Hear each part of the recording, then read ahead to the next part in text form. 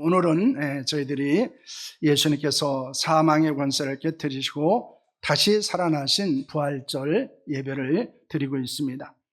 이 부활의 아침에 우리 모두 주님의 생명과 능력을 경험하는 복된 시간이 되기를 소망합니다.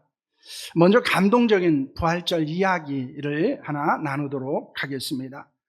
좀 더 자세한 것들은 제가 카톡으로 보내드린 내용이 있습니다.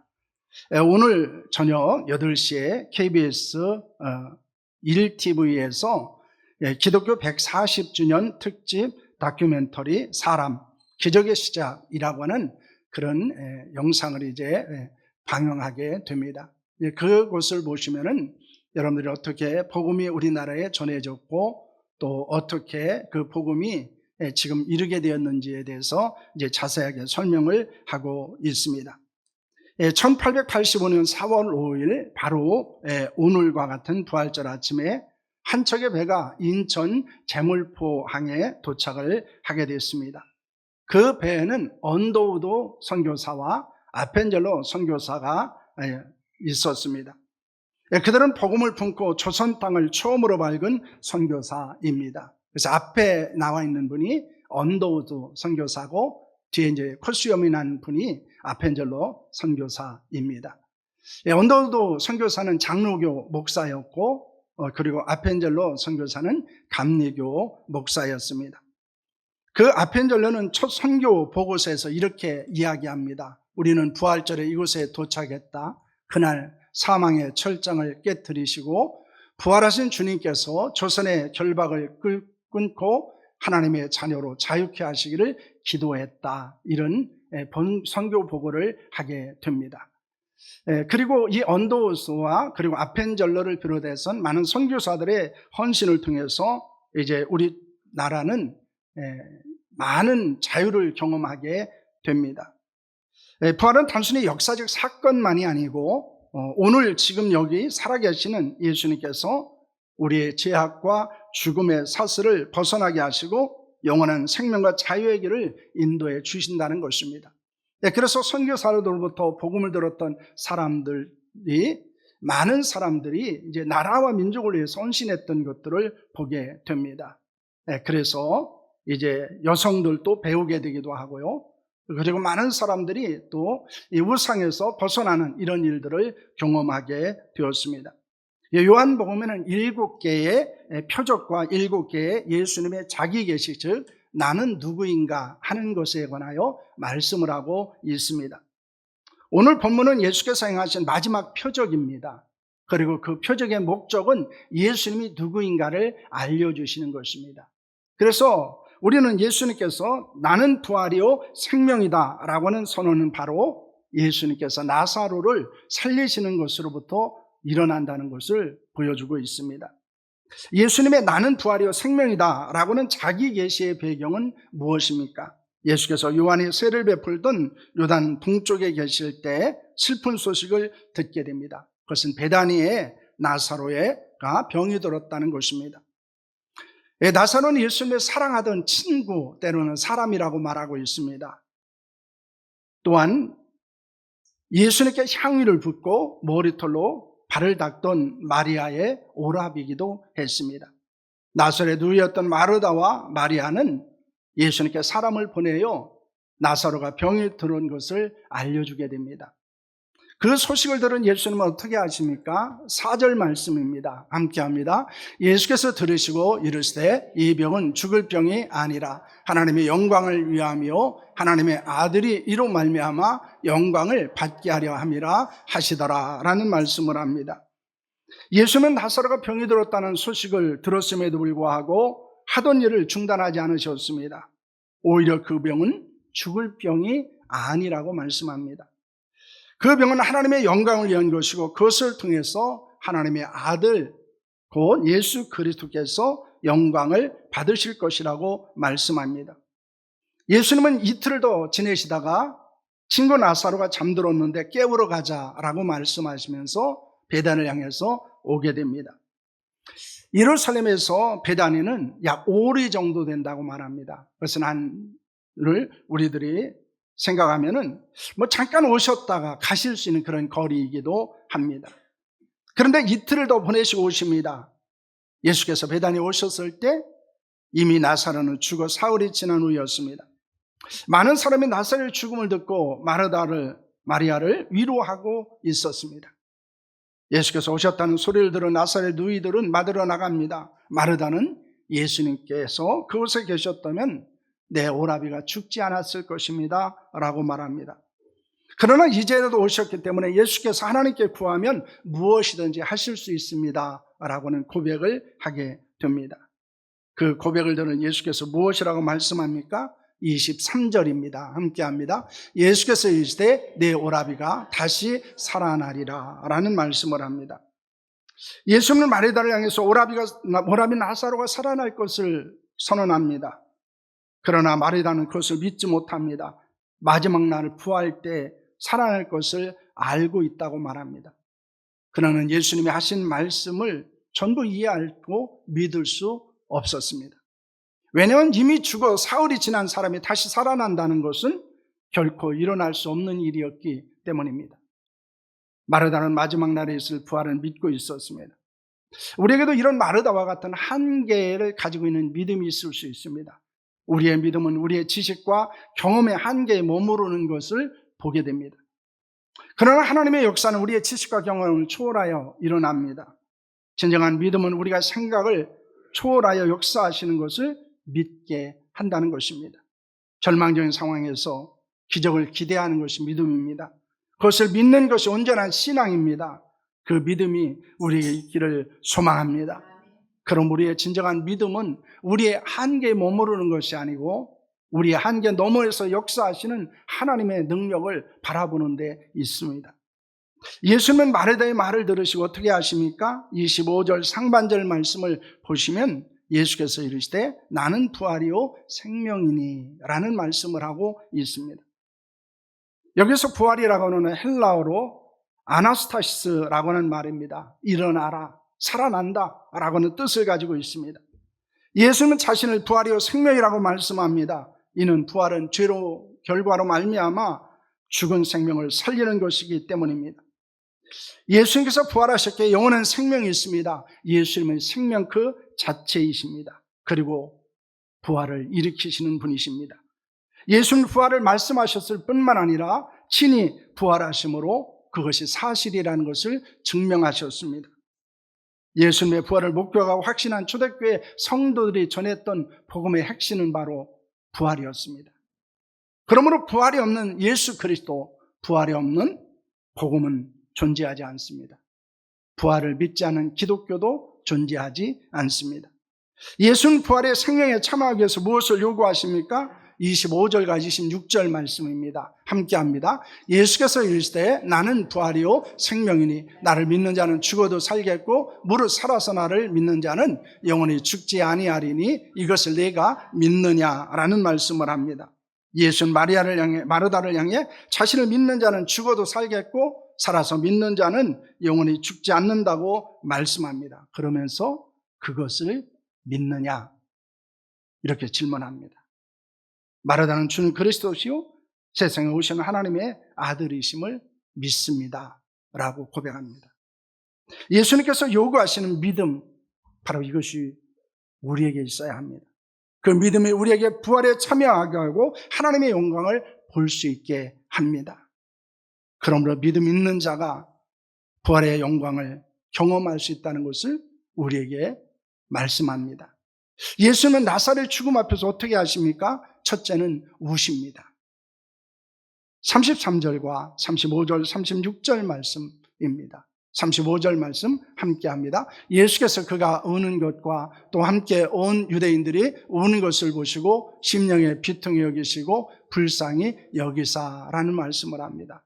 35절, 36절은 예수께서 눈물을 흘리시더라. 이에 유대인들이 말하되 보라 그를 얼마나 사랑하였는가 하며 라고 말합니다. 예수는 자신의 발 앞에 엎드려 우는 마리아와 함께 우는 사람들을 인해 마음이 비통해 괴로워하셨습니다. 예수님은 그들과 함께 우셨습니다. 예수는 우리가 울 때 함께 우시는 분이십니다. 우리의 마음을 이해하시고 공감하시고 아파하시는 분입니다. 그러므로 우리는 결코 혼자가 아닙니다. 그 예수님의 눈물을 우리는 기억해야 합니다. 예수님이 우리를 눈물을 보시고 우리를 위로하신 분이심을 믿으시기를 바랍니다. 왜냐하면 우리를 사랑하시는 분이기 때문입니다. 우리는 절망 앞에 있는 사람들을 위해서 어떻게 해야 됩니까? 예수님처럼 울고 비통히 여기며 불쌍히 여기는 자로 살아야 합니다. 로마서 12장 15절 말씀입니다. 함께 합니다. 즐거워하는 자들과 함께 즐거워하고 우는 자들과 함께 울라라는 말씀을 합니다. 여러분, 눈물은 슬픔입니다. 눈물은 공감입니다. 눈물은 사랑입니다. 함께 슬픔과 아픔과 고통을 나누는 성도들이 될 수 있기를 축원합니다. 함께 기뻐하고 함께 울어주고 함께 눈물을 닦아주고 함께 긍휼히 여기는 그런 교회가 될 수 있기를 소망합니다.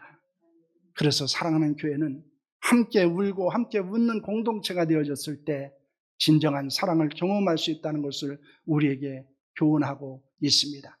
그것이 예수 그리스도의 마음으로 살아가는 성도들의 삶이라는 것을 믿으시기를 바랍니다. 두 번째로 예수님은 명령하십니다. 38절과 39절 말씀입니다. 함께 합니다. 이에 예수께서 다시 속으로 비통히 여기시며 무덤에 가시니 무덤이 구리라 돌로 막았거늘 예수께서 이르시되 돌을 옮겨 놓으라 하시니 그 죽은 자의 누이 마르다가 이르되 주여 죽은 지가 나흘이 되었음에 벌써 냄새가 나나이다 라고 말합니다. 마리아의 눈물을 보시고 심히 비통해하시는 예수님은 다시 속으로 비통히 여기시며 무덤을 향하셨습니다. 여기서 비통히 여기셨다라고 하는 것은 단순한 슬픔을 느낄 정도가 아닙니다. 격렬한 감정과 깊은 고뇌를 나타내는 표현입니다. 나사로는 죽음, 그리고 그의 죽음이라는 인간의 가장 절망적인 고통 앞에서 예수님이 가장 아파하신 것입니다. 예수님이 나사렛 무덤에 도착했을 때 큰 돌로 무덤 입구를 막아 놓았습니다. 이는 당시 유대인들의 일반적인 장례 풍습이었고 무덤의 모습입니다. 굳게 닫힌 돌문은 무엇을 의미합니까? 죽음의 권세가 강력하다는 것입니다. 인간의 힘으로 그것을 극복할 수 없다는 것입니다. 인간의 능력으로는 결코 열 수 없는 절망의 벽과 같은 것이 돌문이었습니다. 예수님을 굳게 닫힌 무덤 앞에서 예상치 못한 명령을 내리십니다. 그것은 돌을 옮겨 놓으라 라고 하는 것입니다. 이 명령은 단순히 무덤 문을 막고 있는 돌을 제거하라 라고 하는 의미가 아닙니다. 예수님은 죽음의 권세에 갇힌 나사로를 살리기 위해서 인간의 무능력과 절망의 상징인 돌문을 열 것을 요구하신 것입니다. 예수님의 명령이 말하다가 주의 죽은 지가 나흘이 되었음에 벌써 냄새가 나나이다 라고 고백을 합니다. 이미 모든 상황이 끝났다는 것입니다. 더 이상 할 수 없다는 것입니다. 그리고 할 필요도 없다고 말하는 것입니다.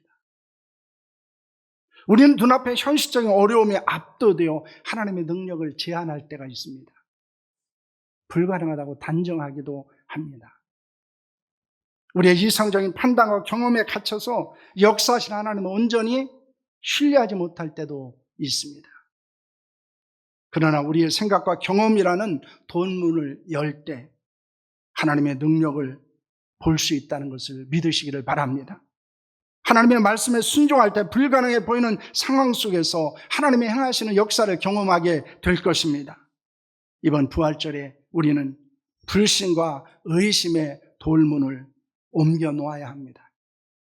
하나님의 말씀에 순종하고 절망을 넘어 역사하신 희망을 경험할 수 있기를 바랍니다. 우리에게 앞에 놓여있는 돌문과 같은 의심이 있습니까? 불신이 있습니까? 나는 도저히 할 수 없다고, 나는 지금까지 해오지 못했다고 생각하고 있는 것들이 있습니까? 그러나 예수님이 그것을 옮겨놓으라고 말씀하십니다. 그러면 기적을 보고 나사로가 살아난 것을 볼 수 있다고 말씀하고 있습니다. 이 부활절에 우리가 결단해야 되는 것은 우리에게는 불신 그리고 불가능, 그것을 뛰어넘는 믿음을 회복하는 데 있다는 것을 믿으시기를 바랍니다. 그럴 때 우리에게는 놀라운 일들이 일어나게 될 것입니다. 셋째는 예수님께서 기도하십니다. 41절 말씀입니다. 함께합니다. 돌을 옮겨 놓으니 예수께서 눈을 들어 우러러보시고 이르시되 아버지여 내 말을 들으신 것을 감사하나이다 라고 말합니다. 예수님은 나사렛 무덤을 막고 있는 돌을 옮겨 놓으시고 눈을 들어 하늘을 우러러보시고 감사의 기도를 하십니다. 그 기도는 무엇을 위한 것이었습니까? 42절입니다. 함께합니다. 항상 내 말을 들으시는 줄을 내가 알았나이다. 그러나 이 말씀 없는 것은 둘러선 무리를 위함이니 곧 아버지께서 나를 보내신 것을 그들로 믿게 하려 함이니라는 말씀을 하고 있습니다. 예수님의 기도는 하나님의 영광을 위한 것입니다. 또한 사람들에게 믿음을 갖게 하려는 것입니다. 그러므로 우리의 기도의 응답 그 자체가 아니라 그것으로 인해서 믿음이 일어나고 하나님의 영광이 나타나는 데 있습니다. 이것이 궁극적인 기도의 목적입니다. 예수님은 기도를 마치십니다. 큰 소리로 나사로를 부르셨습니다. 그러자 죽은 지 사흘이 지나 냄새가 나는 나사로가 무덤 문을 열고 나오게 됩니다. 풀어주라고 말하자 다닐 수 있게 되었다고 말합니다. 예수님의 말씀으로 죽은 나사로를 살리셨습니다. 하지만 나사로가 살아난 것은 부활은 아닙니다. 왜냐하면 부활은 다시 죽음이 없어야 하기 때문입니다. 이것은 부활에 대한 예표적 사건이라는 것입니다. 그것을 통해서 예수님께서 나는 부활이요 생명이라는 사실을 그들에게 알려주신 것입니다. 그러나 분명한 것은 예수님은 죽은 자를 살리시는 분이라는 것입니다. 예수님은 부활이요 생명입니다. 예수님을 믿는 자는 부활에 참여할 수 있습니다. 부활은 인간적인 지식으로 이해하는 것이 아닙니다. 우리가 믿음으로 수납하는 것입니다. 부활을 믿는 자에게 낙심은 용기가 됩니다. 원망은 감사로 변합니다. 절망은 소망이 됩니다. 사망은 생명으로 변합니다. 여러분, 이 부활의 신앙은 우리에게 상상할 수 없는 놀라운 역사를 일으킵니다. 많은 사람들이 예수 그리스도의 부활을 믿었습니다. 그리고 그 부활을 믿은 자들로 인해서 놀라운 일들이 일어나게 되었습니다. 초대교회 복음의 역사, 교회의 역사, 성령의 역사, 그리고 전도의 역사는, 선교의 역사는 모두 다 부활을 믿는 사람들을 통해서 이루어졌다는 사실을 우리는 주목해야 합니다. 예수 그리스도의 부활을 믿는 자들에게는 놀라운 능력이 있습니다. 어떤 어려움, 어떤 환경, 어떤 상황도 극복할 수 있는 힘이 있다는 사실을 여러분 믿으시기를 바랍니다. 예수님의 부활하심을 믿어야 합니다. 우리의 부활을 믿어야 합니다. 부활을 믿음으로 부활에 참여하고 하나님의 영광을 보는 성도들이 될 수 있기를 축원합니다. 이 부활절에 부활의 믿음과 은혜와 능력과 역사가 우리에게 충만할 수 있기를 소망합니다. 또한 부활이요 생명이신 예수 그리스도를 전하는 자로 살아갈 수 있기를 원합니다. 그래서 우리는 부활절을 맞이하며 이것을 결단해야 합니다. 하나는 예수 그리스도의 부활과 생명을 믿게 하옵소서. 그리고 예수 그리스도의 부활과 생명을 전하는 자가 되게 하여 주시옵소서. 이것이 우리의 거룩한 결단이 되기를 소망합니다. 기도하겠습니다.